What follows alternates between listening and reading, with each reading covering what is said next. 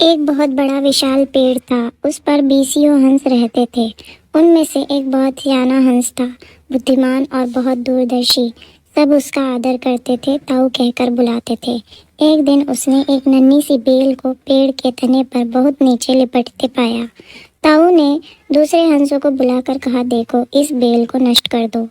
एक दिन यह बेल हम सबको मौत के मुंह में ले जाएगी। एक युवा हंसते हुए बोला, ताऊ, ये छोटी सी बेल हमें कैसे मौत के मुंह में ले जाएगी? सियाने हंस ने समझाया, आज तुम्हें ये छोटी सी लग रही है, धीरे धीरे यह पेड़ के सारे तने को लपेटा मारकर ऊपर तक आएगी। फिर बेल का तना मोटा होने लगेगा और पेड़ से चिपक जाएगा। तब नीचे से ऊपर तक पेड़ पर चढ़ने के लिए सीढ़ी बन जाएगी। कोई भी शिकारी सीढ़ी के सहारे चढ़कर हम तक पहुंच जाएगा और हम मारे जाएंगे। दूसरे हंस को यकीन ना आया, एक छोटी सी बेल कैसे सीढ़ी बनेगी? तीसरा हंस बोला, ताऊ, तू तो एक छोटी सी बेल को खींचकर ज्यादा लंबा कर रहा है। एक हंस बड़बड़ाया, ताऊ अपनी अकल का रोप डालने के लिए अंट-शंट कहानी बना रहा है। इस प्रकार किसी दूसरे हंस ने ताऊ की बात को गंभीरता से नहीं लिया। इतनी दूर तक देख पाने के उनमें अकल कहाँ थी। समय बीतता रहा। बेल लिपटते लिपटते ऊपर शाखों तक पहुंच गई।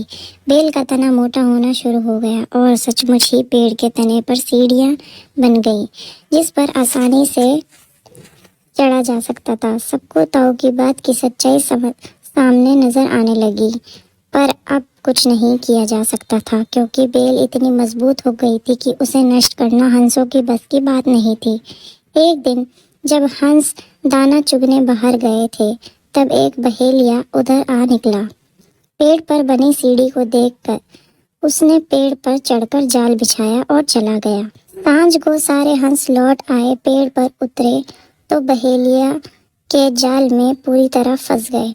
जब वे जाल में फंस गए और फड़फड़ाने लगे, तब उन्हें ताऊ की बुद्धिमानी और दूरदर्शी का पता लगा। सब ताऊ की बात ना मानने के लिए लज्जित थे और अपने आप को कोस रहे थे। ताऊ सबसे रूठ था और चुप बैठा था। एक हंस ने हिम्मत करके कहा, ताऊ, हम मूर्ख हैं, लेकिन अब हमसे मुंह मत फेरो। दूसरा हंस बोला, इस संकट से निकालने की तरकीब तू ही हमें बता सकता है। आगे हम तेरी कोई बात नहीं टालेंगे। सभी हंसों ने हामी भरी। तब ताऊ ने उन्हें बताया, मेरी बात ध्यान से सुनो। सुबह जब बहेलिया आएगा, तब मुर्दा होने का नाटक करना। बहेलिया तुम्हें मुर्दा समझकर जाल से निकाल कर जमीन पर रखता जाएगा। वहाँ भी मरे समान पड़े रहना। जैसे ही वह अंतिम हंस को नीचे रखेगा, मैं सीटी बजाऊंगा। मेरी सीटी सुनते ही सब उड़ जाना। सुबह बहेलिया आया। हंसों ने वैसा ही किया जैसा ताऊ ने समझाया था। सचमुच बहेलिया हंसों को मुर्दा समझकर जमीन पर पटकता गया। सीटी की आवाज के साथ ही सारे हंस उड़ गए। बहेलिया अवाक होकर देखता रह गया। सीख: बुद्धिमानों की सलाह गंभीरता से लेनी चाहिए। अगर आपको भी यह वीडियो अच्छी लगी हो तो इस वीडियो को लाइक कीजिए। एम रखते हैं 50 लाइक। Thank you.